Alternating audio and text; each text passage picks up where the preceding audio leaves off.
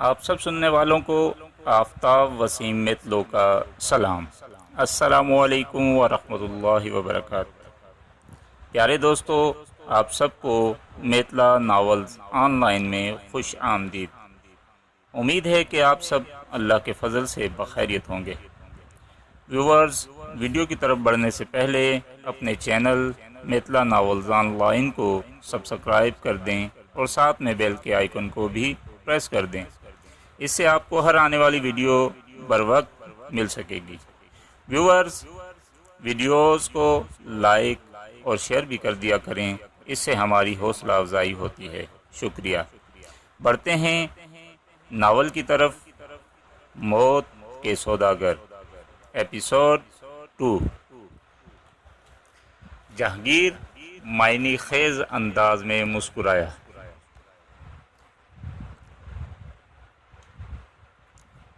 میری باقاعدہ بریفنگ ہوئی ہے، مجھے کامیابی کا پورا یقین ہے۔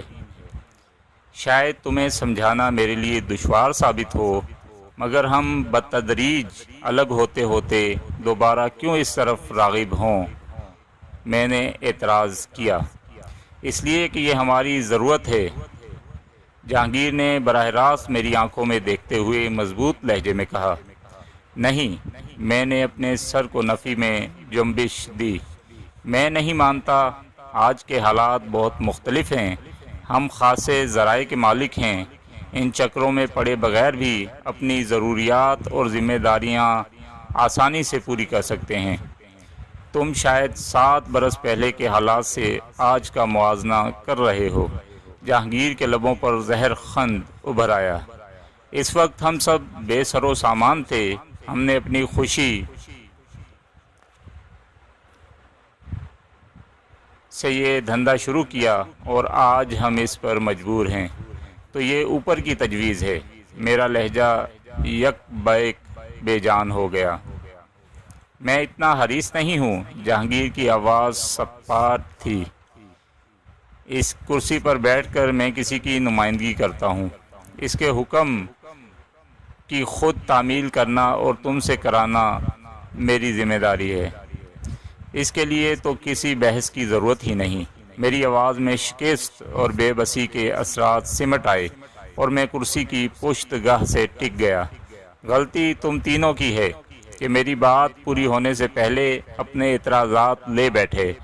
جہانگیر کے لہجے میں تھوڑا سا غرور سمٹ آیا۔ یہاں ہیروئن کی مارکیٹ پیدا کرنی ہے۔ ٹارگٹ کیا ہے؟ نادر خان نے سوال کیا۔ 3 کروڑ سالانہ خالص منافع دینا ہے، اور وہ بھی فی الحال۔ جہانگیر نے ایک ایک لفظ پر زور دے کر صاف آواز میں کہا۔ تینوں کے منہ تحیر آمیز آوازیں نکل پڑیں۔ اسٹاک میں جو کچھ موجود ہے اسے فوراً تلف کرا دو، جہانگیر کہتا رہا۔ میرے پاس سیمپل آ گئے ہیں۔ 1000 پیکٹ مارکیٹ میں کھلبلی مچا دیں گے۔ اسٹاک اونے پونے نہ بیچ دیا جائے؟ نادر خان نے سوال کیا۔ میں شاید اسی لیے تم لوگوں کا سربراہ بنایا گیا ہوں کہ اتنی بات میں بغیر کسی وضاحت کے سمجھ گیا تھا۔ جہانگیر ہنس کر بولا۔ مجھے معلوم ہے کہ تمہارے پاس خاصا اسٹاک ہے۔ تم ناک کے سامنے دیکھتے ہو، لیکن اوپر والے لمبی منصوبہ بندی کرتے ہیں۔ ہم لوگ مارکیٹ میں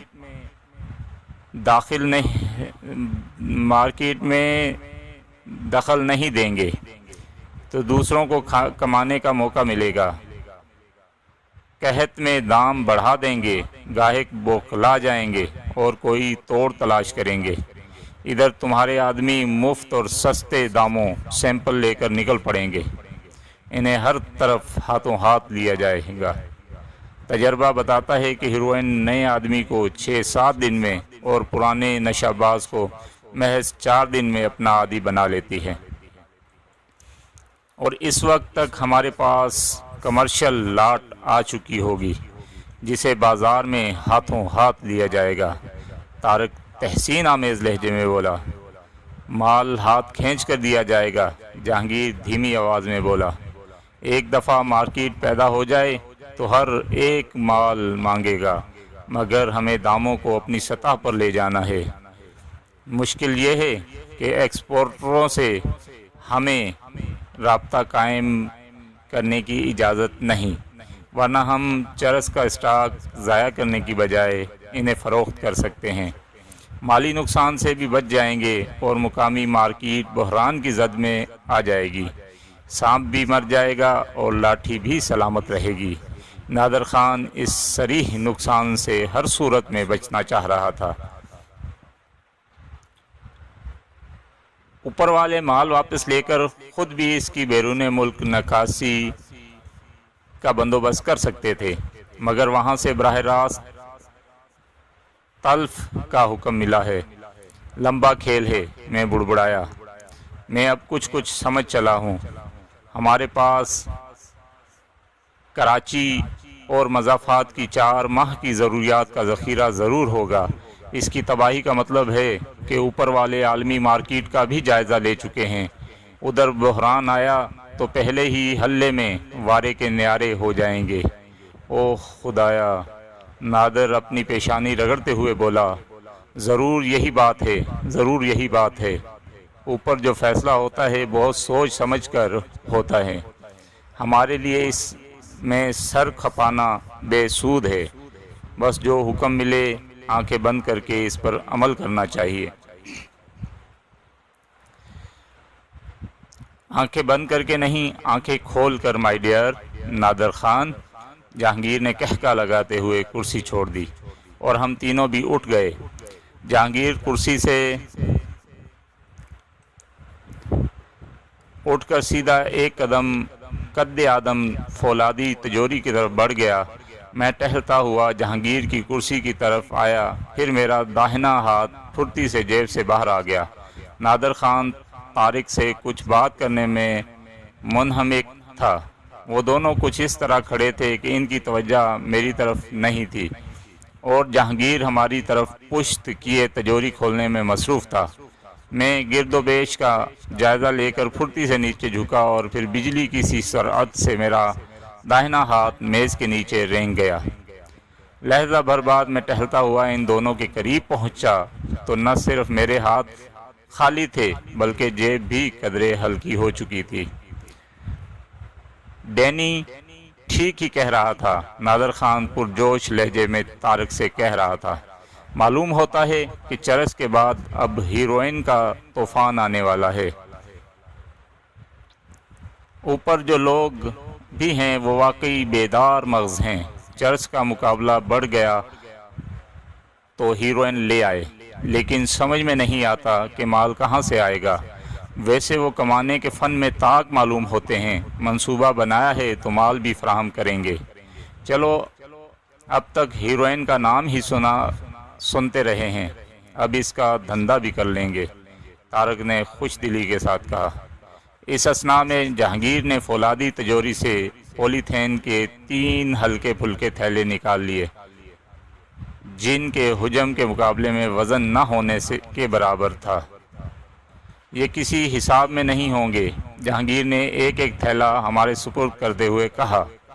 फिर ख़ास तौर पर नादर खान की तरफ मुतवज्जा होकर बोला, चर्च का सारा स्टॉक फ़ौरन ज़ाया करना होगा।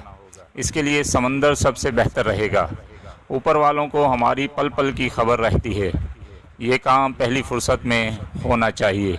जिसने भी लालच किया वो खुद जवाबदा होगा और बेमौत मारा जाएगा। तुम फिक्र न करो, जो बात तय हो गई इस पर हर्फ बहर्फ अमल होगा।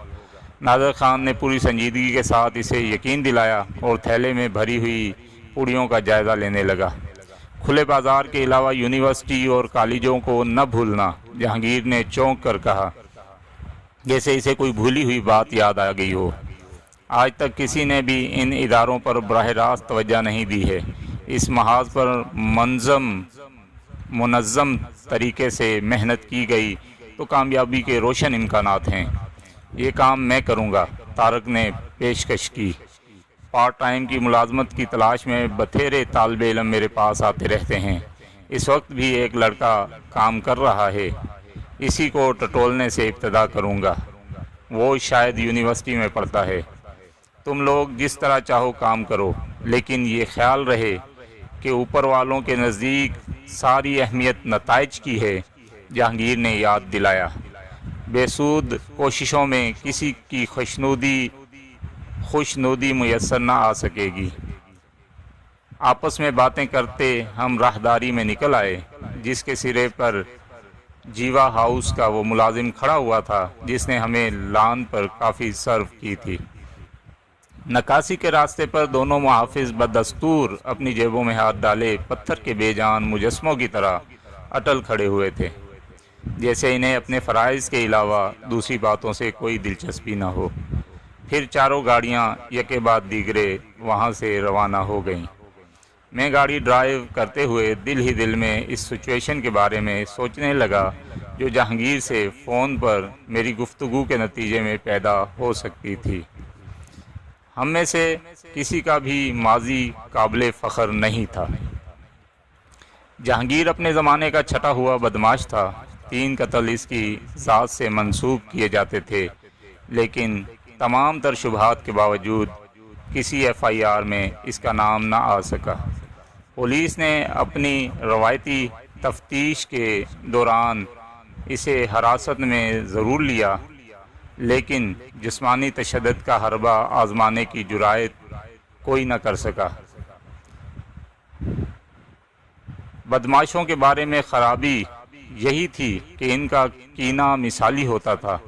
شاید ہی کبھی ایسا ہوا ہو کہ کوئی نامی گرامی شخص تھانے کی زیادتیوں کو قانونی تقاضے سمجھ کر خندہ پیشانی سے بھولا ہو۔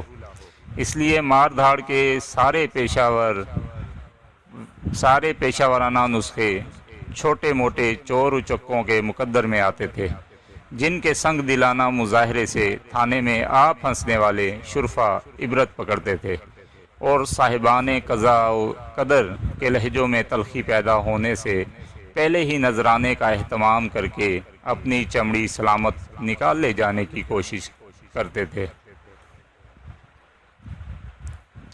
جہانگیر جاہل مگر دلیر آدمی تھا اور مجھ سے اپنی دوستی پر فخر کیا کرتا تھا۔ کراچی میں جب سے ہمارا ساتھ ہوا تھا، ہم نے ہر اچھے برے موقع پر پوری طرح ایک دوسرے کا ساتھ دیا تھا۔ جہانگیر اکثر میرے عملی شعبدوں کے گن گاتا رہتا تھا۔ اس کا خیال تھا کہ میں لاابالی طبیعت کے باوجود اپنے کثرتی جسم کے ہر عضو سے پوری طرح کام لیتا ہوں۔ ذہانت، مکاری اور چرب زبانی کے سلسلے میں وہ تہ دل سے میری بالادستی کا قائل تھا، کیونکہ اس کے برعکس مجھے کالج تک تعلیم حاصل کرنے کے مواقع ملے تھے جو میں نے اپنی الجھن کے سبب ضائع کر دیے، اور کالج کی فضا میں 1.5 سال گزارنے کے بعد کوئی سند لیے بغیر جرائم کی دنیا کی طرف چلا آیا۔ جہانگیر کی معرفت میں نادر خان اور طارق سے متعارف ہوا۔ نادر خان آزاد علاقے میں زرعی زمینوں کا مالک تھا جہاں بھنگ کاشت ہوتی تھی، اور وہ اس سے اعلیٰ قسم کی چرس کشید کر کے سرحد پار فروخت کیا کرتا تھا۔ پھر اس کا دل اپنے اغوان خریدار کی بھتیجی پر آ گیا۔ وہ بہانے تراش کر بار بار اس کا مہمان ہونے لگا اور آخر لڑکی کو اپنی طرف مائل کرنے میں کامیاب ہو گیا۔ راز و نیاز بڑھتے رہے اور ایک رات نادر خان لڑکی کو ساتھ بھگا لایا۔ اسے معلوم تھا کہ اس طرح اس نے ایک دلیر خاندان کو اپنے لہو کا پیاسا بنا لیا ہے، مگر وہ محبت میں اندھا ہو رہا تھا۔ لڑکی کو سیدھا کراچی لایا اور اس سے نکاح کر لیا۔ لڑکی کے مشتعل رشتہ داروں نے نادر خان کے گاؤں پر دھاوا بول دیا۔ زبردست تصادم ہوا، فصلیں جلا دی گئیں، طرفین کے 2 آدمی مارے گئے، کئی مکان نظر آتش کر دیے گئے، اور نادر خان ان حالات سے بے پرواہ کراچی میں روپوش ہو کر اپنی محبت کے تشنہ خوابوں کی تکمیل میں کھویا رہا۔ اثاثہ ختم ہونے کو آیا تو اس نے چرس فروشی کا سہل روزگار اختیار کر لیا۔ طارق بظاہر شریف اور سادہ لوح نظر آتا تھا، لیکن اپنے دور کا کامیاب ترین جال ساز تھا۔ اپنی لمبی لمبی ٹیڑھی میڑھی انگلیوں کی مدد سے پیچیدہ تحریر اور دستخطوں کی ایسی مکمل نقل کرتا تھا کہ اسے اصل سے الگ کرنا مشکل ہو جاتا تھا۔ لیکن اسی کے ساتھ وہ کاہل الوجود بھی واقع ہوا تھا۔ ایک آدھ لمبا ہاتھ مار کر مہینوں عیش کرنے کا عادی تھا، اور کمال کی بات یہ تھی کہ جعل سازی کے الزام میں کبھی نہیں پکڑا گیا تھا۔ البتہ بظاہر کوئی روزگار نہ ہونے کے باوجود خوشحال زندگی گزارنے کی بنا پر 2 بار چوری کے بے بنیاد شبہ میں حوالات کی سیر کر چکا تھا۔ لیکن ان تینوں کے برعکس میرا ماضی قابل فخر نہ ہونے کے باوجود المناک ضرور تھا۔ میں اپنے والد مرحوم کی دوسری بیوی کی اکلوتی اولاد تھا۔ میں نے جس عثرت زدہ اور پراگندہ گھریلو ماحول میں ہوش سنبھالا، اس کی بنا پر ہمیشہ یہ سوچتا رہا کہ محدود ترین آمدنی اور چھوٹے سے بوسیدہ گھر کی موجودگی میں وہ کیا مجبوری رہی ہوگی جس کی بنا پر والد صاحب نے دوسری شادی کا فیصلہ کیا۔ سوتیلی والدہ کو میں نے ہوش سنبھالتے ہی بڑی ماں کہنا شروع کیا تھا۔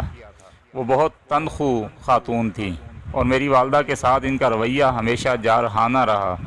یہی حال میرے 2 سوتیلے بھائیوں کا تھا۔ وہ نہ میری والدہ کا احترام کرتے تھے اور نہ مجھے منہ لگاتے تھے۔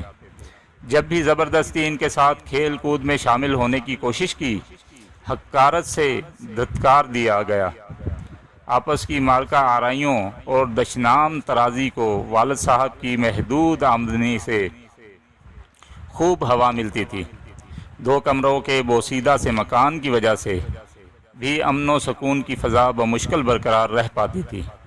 ایک چھت کے نیچے 2 عورتوں کی موجودگی والد صاحب کو زیادہ عرصے تک راس نہ آ سکی، اور وہ ہمیں اپنا نوشتہ تقدیر پورا کرنے کے لیے بے سہارا چھوڑ کر انتقال کر گئے۔ اس وقت میری عمر شاید 4 سال کی تھی، اور میں اپنی بیوہ ماں کی سسکیوں میں چھپا ہوا اور سمجھنے کے قابل نہیں تھا۔ چھپا ہوا درد سمجھنے کے قابل نہیں تھا۔ بڑی ماں اور سوتیلے بھائیوں کی چیرہ دستیاں دن بدن بڑھتی رہیں۔ بڑی ماں میری والدہ کو اکثر نحوست کے طعنے دینے لگیں، اور چند ماہ کی کوششوں کے نتیجے میں انہوں نے میدان اس حد تک ہموار کر لیا کہ ایک دن انہوں نے روح فرسا معرکے کے بعد میری روتی اور بلکتی ہوئی ماں کو گھر سے نکالا تو پاس پڑوس میں سے کوئی بھی مداخلت کی ہمت نہ کر سکا۔ 5:30 اس دن مجھے پتہ چلا کہ ہم دونوں ماں بیٹے دنیا میں بالکل بے سہارا رہ گئے تھے۔ والدہ نے فوری طور پر اپنی ایک سہیلی کے گھر پناہ لی، لیکن خود اس کا گھر بہت مختصر اور ناکافی تھا۔ خوش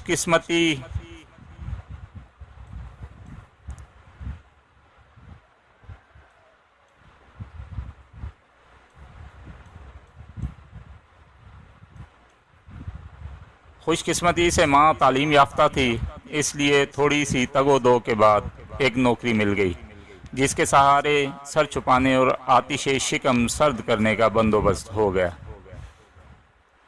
ہنگامی ضرورت کے تحت ماں نے نئے محلے کی ایک عورت کو اپنی منہ بولی بہن بنا لیا اور مجھے اس کے بچوں کے ساتھ اسکول میں داخل کرا دیا۔ صبح ماں مجھے اسکول بھیج کر دفتر چلی جاتی، چھٹی کے بعد بچوں کے ساتھ محلے والی خالہ کے گھر کھانا کھاتا اور شام کو ماں کی واپسی تک اسی کے گھر میں کھیلتا رہتا۔ اس وقت مجھے ماں کی زبانی پتہ چلا کہ والد مرحوم ایک سرکاری دفتر میں معمولی ملازم تھے، لیکن وہاں رشوت کی آمدنی بے حساب تھی۔ والد صاحب سمجھتے تھے کہ وہ اسی کرسی سے ریٹائر ہوں گے، لہذا کبھی برے وقت کے بارے میں نہیں سوچا۔ جو کماتے تھے بے دردی سے خرچ کر دیتے تھے۔ اپنا بوسیدہ مکان کرائے پر دے کر خود اچھی آبادی میں ایک مکان کرائے پر لیا ہوا تھا۔ رشوت کی لائی خوشحالی نے انہیں احساس دلایا کہ پہلی بیوی اگر جاہل ہے تو اسے پڑھانے لکھانے کے مقابلے میں دوسری شادی آسان ثابت ہوگی، اور یوں وہ میرے قریب المرگ نانا سے ان کی بیٹی کا رشتہ لینے پہنچ گئے۔ نانا کی صحت جواب دے چکی تھی، وہ مرنے سے پہلے بیٹی کے فرض سے سبکدوش ہونا چاہتے تھے، لہذا لوگوں سے والد صاحب کی آسودہ حالی کا ذکر سن کر رشتے پر آمادہ ہو گئے، اور یوں قدرت نے میری ولادت کی داغ بیل ڈال دی۔ میری ولادت سے چند ماہ پہلے اچانک والد صاحب ایک چکر میں آ گئے اور انہیں غیبی سہارے فراہم کرنے والی کرسی سے معزول کر کے ایک ایسی جگہ تعینات کر دیا گیا جہاں تنخواہ کے سوا کسی قسم کی کوئی امید نہیں تھی۔ والد صاحب بہت پریشان ہوئے، لیکن خاصے دن کرائے کے مکان میں اس امید پر رہتے رہے کہ شاید کسی طرح دوبارہ پرانی کرسی پر بحال ہو سکیں، اور جب اس زرخیز کرسی کے دوبارہ ملنے کی امید بالکل ہی ختم ہو گئی تو گھر کے ماحول میں تنگ دستی کے آسیبی سائے منڈلانے لگے تھے، جس کا اظہار اس چھت کے نیچے رہنے والی 2 سوکنوں کی تلخ نوائیوں کے علاوہ آسائشوں میں کمی سے بھی ہوتا تھا۔ نتیجہ یہ ہوا کہ کرائے کا مکان چھوڑنا پڑا اور والد صاحب کو اپنی دوہری ذمہ داریوں کے ساتھ اسی مختصر اور بوسیدہ 4 دیواری میں پناہ لینی پڑی، جسے اچھے دنوں میں بڑی ماں نے حقارت کے ساتھ انسانوں کے رہنے کے ناقابل بتانے کے باوجود ایک مجبور گھرانے کو کرائے پر دیا ہوا تھا۔ ماں کماتی رہی اور میں پڑھتا رہا۔ ماں کو میری تربیت کے بارے میں بہت فکر تھی، کیونکہ اپنی ملازمت کی وجہ سے اس کا بیشتر وقت مجھ سے دور گزرتا تھا۔ جب بھی ہم یکجا ہوتے وہ اپنے عبرتناک ماضی کے حوالے سے مجھے اچھی نصیحت آموز کہانیاں سناتی، لیکن ایسے موقعوں پر میرا ذہن عموماً کسی دھندلی سی دلدل میں ڈوبا رہتا۔ وقت گزرنے کے ساتھ معمول میں صرف اتنی تبدیلی آئی کہ اسکول سے میری واپسی اپنے گھر ہونے لگی۔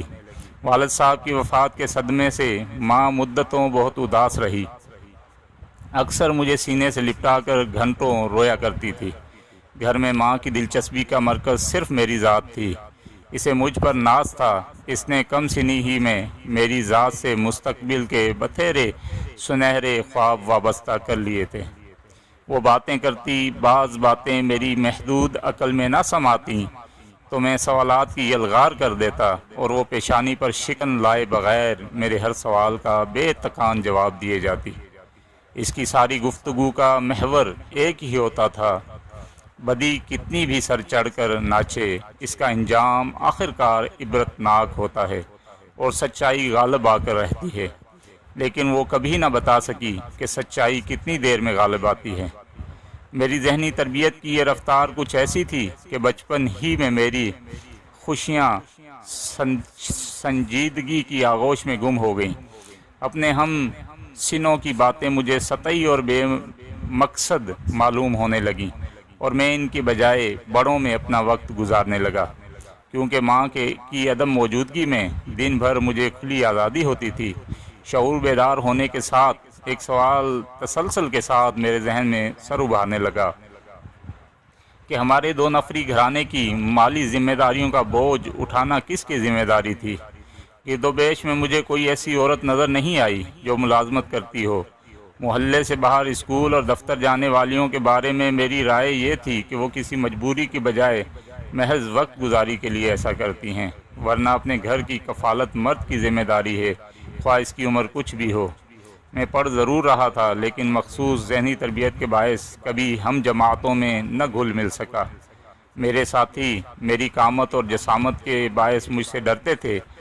جب بھی کسی نے میرے منہ لگنے کی کوشش کی، میں نے بے دریغ اسے پیٹ کر رکھ دیا، لیکن یہ اطلاعات کبھی میرے گھر تک نہ پہنچ سکی۔ 9ویں جماعت میں پہنچتے ہی میں نے تعلیم ترک کر کے ملازمت کا ارادہ کیا تو ماں نے مجھے پیٹ کر رکھ دیا۔ وہ مجھے پڑھا لکھا کر بڑا آدمی بنانا چاہتی تھی، جبکہ میرے لیے وہ ہم عمر لڑکے مثال بنے ہوئے تھے جو کم سنی ہی میں دکانوں، کارخانوں اور گیراجوں میں کام کرتے تھے۔ ماں کی آرزوئیں میری ذات میں تضاد ابھارنے کا سبب بن گئیں۔ پراگندہ گھریلو ماحول کے بعد یتیمی اور ماں کی ملازمت نے میرے اندر ہلچل سی مچا دی تھی۔ میں نے ایک آدھ جگہ کام حاصل کرنے کی کوشش کی، لیکن ہر جگہ سے کم سنی اور صاف ستھرے لباس کے باعث مذاق میں ٹال دیا گیا۔